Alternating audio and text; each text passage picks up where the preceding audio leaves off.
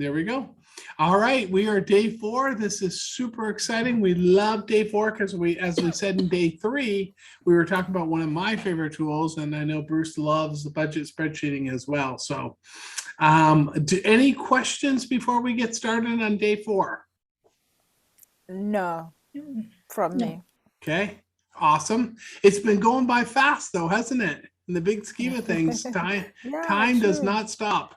No, time flies. All right. And don't worry, when you get older, it even goes faster. I bet. Yeah, because your mind slows down, but time still goes by really fast and then ends up going faster. Exactly. I can imagine, yeah.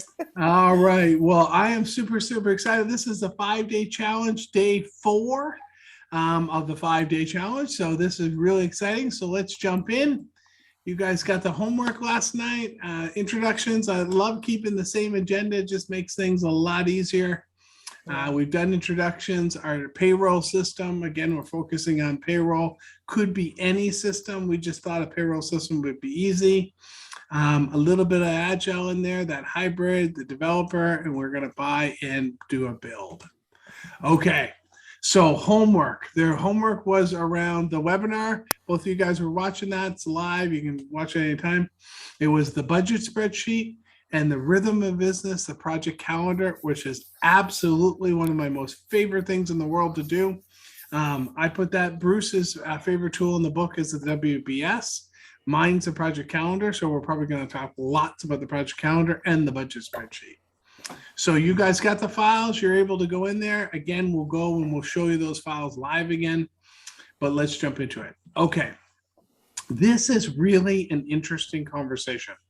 Because many, many years ago, project managers, when we think about the iron triangle, the triple constraints, we think about scope, schedule, budget, everything a project manager did always focused on those 3 things.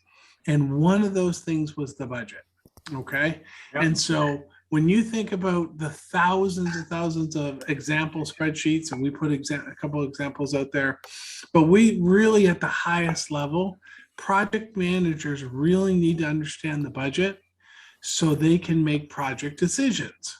Now, what we're seeing is we're seeing a little trend where project managers are no longer responsible for the budget, especially in software. We're seeing that, well, okay, you know, we'll have a budget owner, or we'll have a senior director of in IT who will own all the budget and own all the project budgets, and all those projects will roll up to that person. So what's happening is we're unpeeling a little bit that the project managers are not able to control and track the budget like they once were. Now, Bruce, jump into budget from your perspective. From mine in construction and research and ones like that, the project manager is directly responsible for it. Yep. And I mean, it's the old way, what I call the 3-legged stools, and the other 2 legs to the 3-legged stool, or the iron, what did you call it? The iron triangle. Project management triangle. There's multiple different things. Yeah. The quality of a project, the time that it takes a project, and the cost that it costs the project. And like I said, in some ways it doesn't make any difference because no projects ever come in on time, and yours isn't going to be the first, and no project's been on budget, and you're never going to be the first one for that either. So you're always overrunning both time and cost. But quality is a different thing. That one is ones where you've got a project that is actually life-threatening in most cases, where quality is the highest leg and is the most important thing.